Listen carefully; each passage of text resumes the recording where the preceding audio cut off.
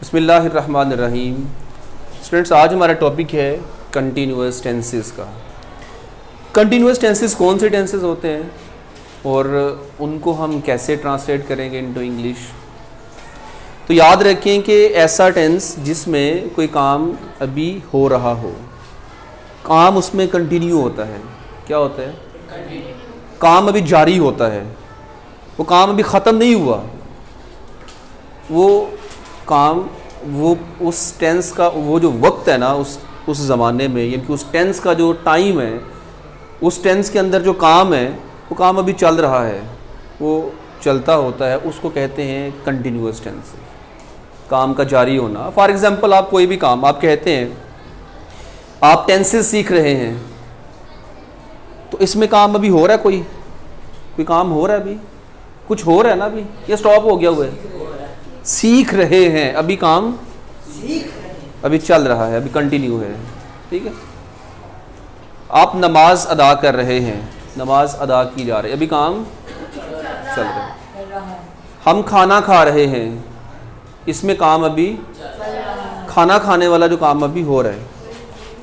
बच्चे सो रहे हैं, इसके अंदर एक काम हो रहा है, और वो क्या है? सोने वाला काम। वो काम अभी चल रहा है, कंटिन्यू है। ऐसा ही है। तो जिसमें काम कंटिन्यू होगा वो टेंस कौन सा होगा? वो कंटिन्यूअस टेंस होगा। समझ आइए नहीं? परिंदे हवा में उड़ रहे हैं, इसमें भी काम हो रहा है। क्या काम हो रहा है? उड़ रहे हैं। क्या उड़ रहे हैं? परिंदे। मतलब इसमें काम क्या हो रहा है? उड़ना। और ये काम अभी जारी है, अभी ख़त्म नहीं हुआ। ऐसा ही है। तो जिसमें काम अभी कंटिन्यू है, जारी होगा, वो टेंस आपका कंटिन्यूअस टेंस कहलाएगा। समझ आ गई? अब आपको आइडिया, आपको पहचान है कि जब उर्दू के किसी जुमले के लास्ट पे है या हूँ, इनमें से कोई एक वर्ड आता है तो वो प्रेजेंट टेंस होता है। ऐसा ही है। अब जैसे यहाँ पे लिखा हमने, हम नमाज पढ़ रहे हैं। हम नमाज पढ़ना वर्ब है, और ये वर्ब क्या हो चुका हुआ है, अभी काम चल रहा है, वर्ब रनिंग पोजीशन में है। तो रनिंग पोजीशन में है, कंटिन्यू है अभी। तो पढ़ रहे हैं, पढ़ रहे से पता चला कि ये कंटिन्यूस टेंस है। और हैं से क्या पता चला कि टेंस कौन सा है से क्या पता चला? ये प्रेजेंट टेंस है। ऐसा ही है। हम नमाज पढ़ रहे थे, ये था, थे, थी, किसको शो करता है? ये पास्ट को शो करता है। तो पता ये चला कि इस टेंस में काम हो रहा था, कंटिन्यू था। लेकिन था, थे या थी से क्या पता चल रहा है? ये टेंस कौन सा होगा? ये पास्ट का टेंस होगा। अच्छा, हम नमाज पढ़ रहे होंगे, ये आने वाला टाइम है। ये गा, गे या गी से क्या पता चला कि टेंस कौन सा है? ये फ्यूचर टेंस है। ऐसा ही है। तो यहां भी देखें, काम कंटिन्यू है, पढ़ रहे होंगे, यहां भी काम कंटिन्यू है, काम जारी है। नमाज पढ़ रहे थे, हम नमाज पढ़ रहे हैं, यहां भी काम कंटिन्यू है। तीनों टेंसेस में काम क्या है? कंटिन्यू है, जारी, काम हो रहा है। बच्चे भाग रहे हैं, इसमें भागना क्या है? काम है।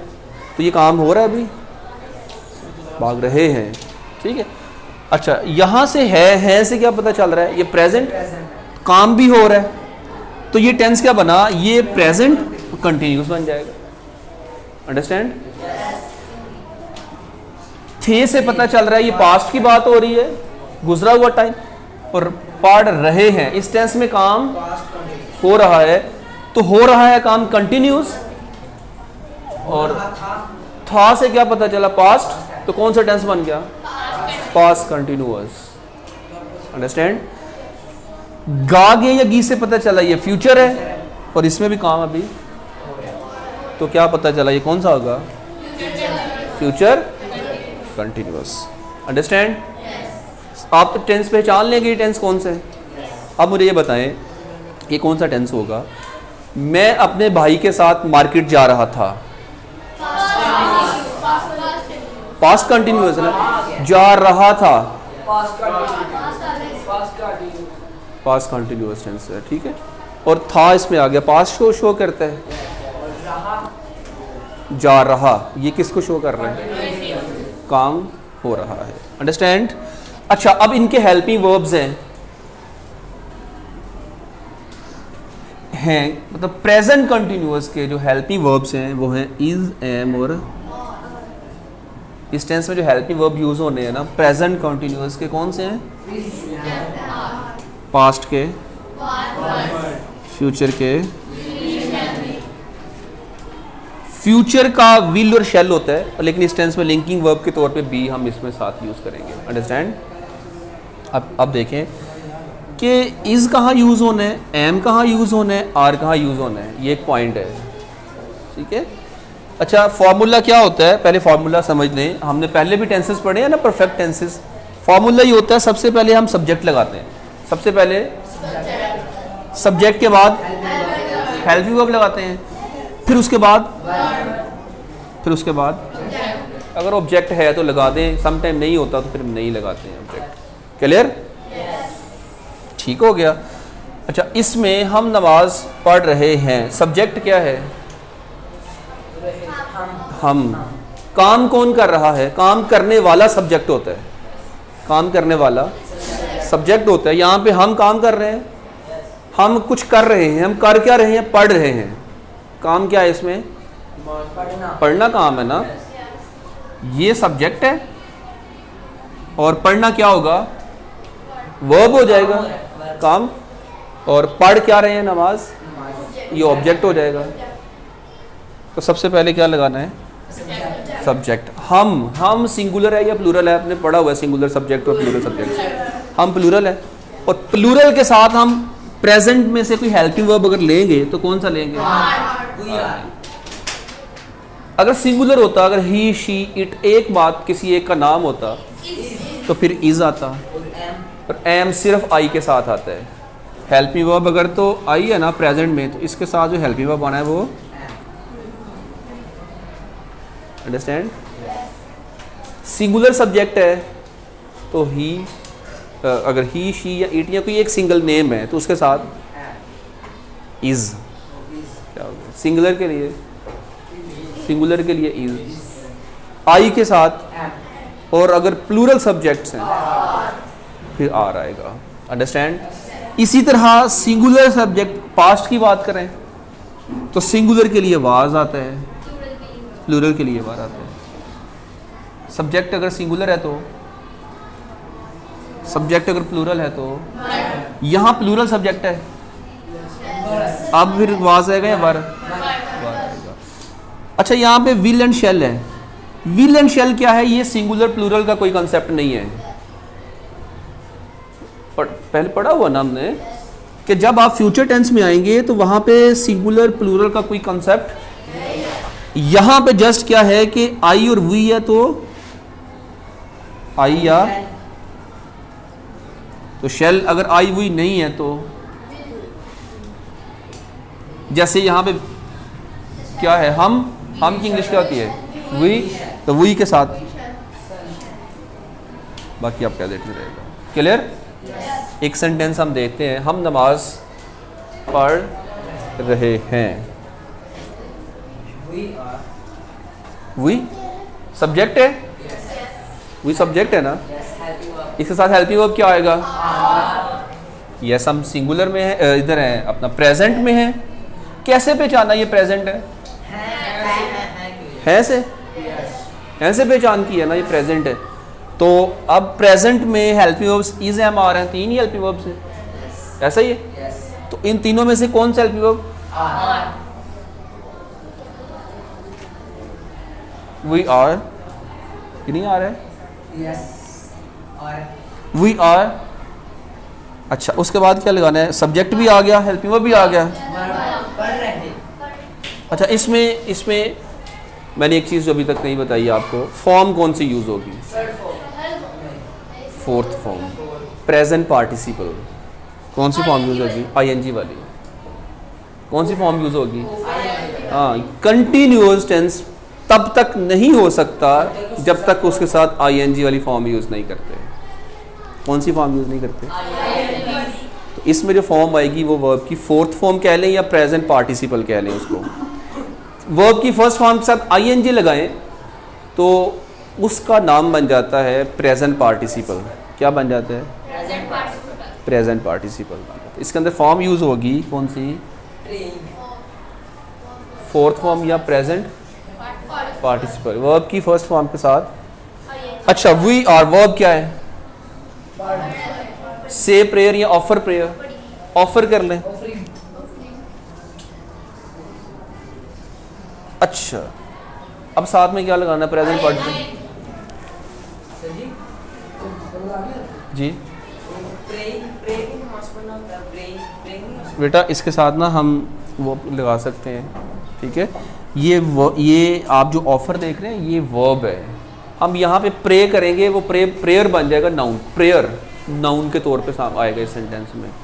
ये वर्ब है और प्रेयर नाउन के तौर पे हम यूज़ करेंगे यहाँ पे, ठीक है। रख दें अंकल जी, उसको बाद में देखते हैं, दूसरी क्लास से करवा लें पहले, ठीक है, फिर इसको बाद में ले जाना। वी आर ऑफरिंग, हम पढ़ रहे हैं। इतना इतना क्या हो गया? इसका मतलब हम अदा कर रहे हैं या हम पढ़ रहे हैं। समझ आ रही है? फॉलो कर रहे हैं मेरी बात को? ऑफर क्या है? वर्ब की फर्स्ट फॉर्म है। ऑफर क्या है? तो कंटिन्यूअस बनाने के लिए हम हमेशा वर्ब की फर्स्ट फॉर्म के साथ आईएनजी लाजमी लगाते हैं। जब तक आप आईएनजी नहीं लगाएंगे वो टेंस कंटिन्यूअस नहीं हो सकता। ये याद रख लें। जब तक वर्ब की पहली फॉर्म के साथ, फेल की पहली फॉर्म के साथ आईएनजी नहीं लगाएंगे आपका सेंटेंस कंटिन्यूअस नहीं होगा। तो याद रखिएगा, अगर आपका सारा सेंटेंस ठीक है, आप आईएनजी नहीं लगाते तो ये रॉन्ग हो जाएगा। अंडरस्टैंड? वी आर ऑफरिंग क्या ऑब्जेक्ट, इसमें ऑब्जेक्ट क्या है? नमाज। तो नमाज की इंग्लिश क्या होती है? ये आपका सेंटेंस हो गया। प्रेयर। अंडरस्टैंड? अच्छा, अगर इसी को हम पास्ट में कन्वर्ट करें तो क्या करेंगे? वी के साथ सिंपल वर आ जाएगा। तो आप यहां वर लगा दें तो क्या बन जाएगा? अच्छा, इसको फ्यूचर में लेके जाएं, शैल वी, ये चेंज हो जाएगा ना, तो क्या आ जाएगा? We shall be offering prayer. Understand? अच्छा, हमने अगर इसके नेगेटिव भी बनाने हैं, नेगेटिव में क्या करते हैं कि हेल्पिंग वर्ब के बाद ना नॉट लगा देते हैं। क्या करते हैं? सब्जेक्ट प्लस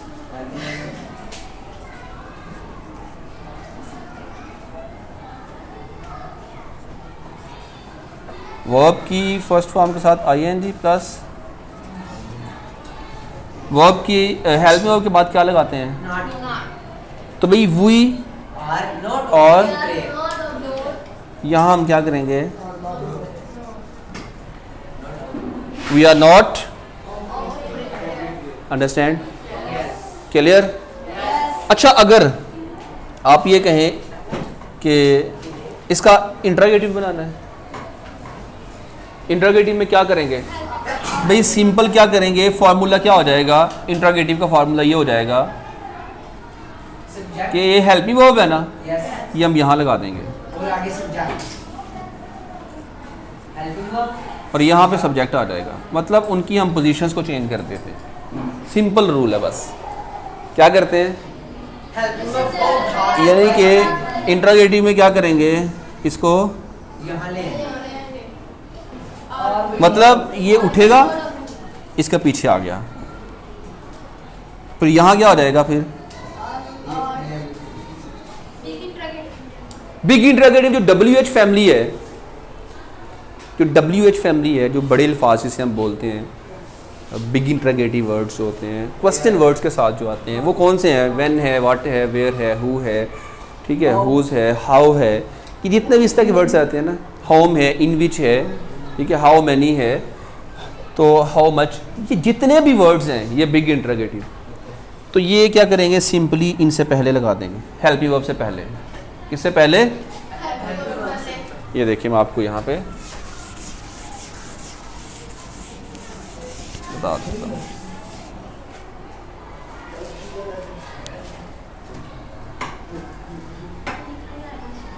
क्या हम नमाज पढ़ रहे हैं?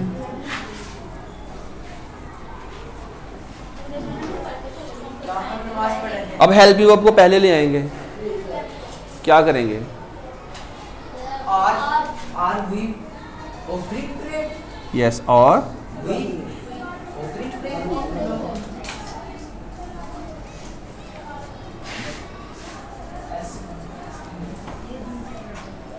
Question mark.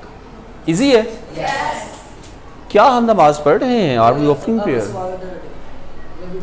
बिग इंटरोगेटिव करें, ये देखें। अच्छा, हम नमाज कहाँ पढ़ रहे हैं, इतना कर लें। हम नमाज मस्जिद में भी हो सकती है, घर में भी हो सकती है, कहीं भी।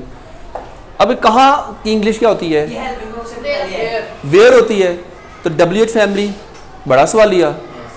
जब ये वर्ड आ जाएगा ना, WH फैमिली वाले कोई भी अल्फाज आते हैं, अब क्या करेंगे? अब इसकी इंग्लिश वेयर है, तो वेयर क्या करेंगे? हेल्पिंग वर्ब से भी Where are we offering prayer? क्या करेंगे? फिर ये ए स्मॉल हो जाएगा अब, ठीक है। या वेयर भी हो सकता है, या व्हेन भी हो सकता है। आप कब नमाज अदा कर रहे हैं, आप कहाँ नमाज अदा कर रहे हैं, तो उससे पहले क्या करते जाएंगे? अंडरस्टैंड? क्यों नमाज? नमाज में तो क्यों वाली बात नहीं हम कर सकते, लेकिन आप सेंटेंस में डेफिनेटली सेंटेंस अगर आता है तो, या आप इस टाइम नमाज अदा क्यों कर रहे हैं, अभी ना कोई टाइम है नमाज का भी, ये हो सकता है। अच्छा, वर्क कैफ, इसकी भी समझ लें एक जो बिग इंटरोगेटिव, इसको लेके चलते हैं।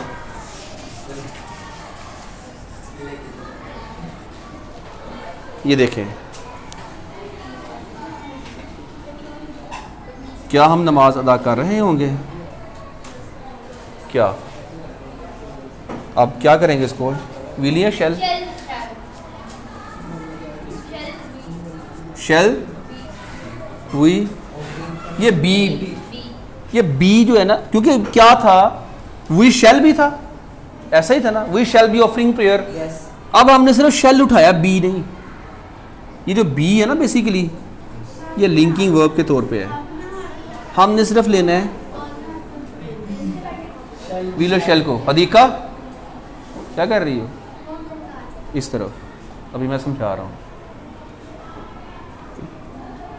विल और शेल है, आपने यहाँ पे सिर्फ शेल को क्यों लिया कि फ्यूचर जो गा गे या गी, ये फ्यूचर को शो करता है, और गा गे या गी इसकी इंग्लिश क्या होती है? विल और, तो इसके अंदर फ्यूचर टेंस में विल और शेल ही इसके हेल्पिंग वर्ब्स हैं।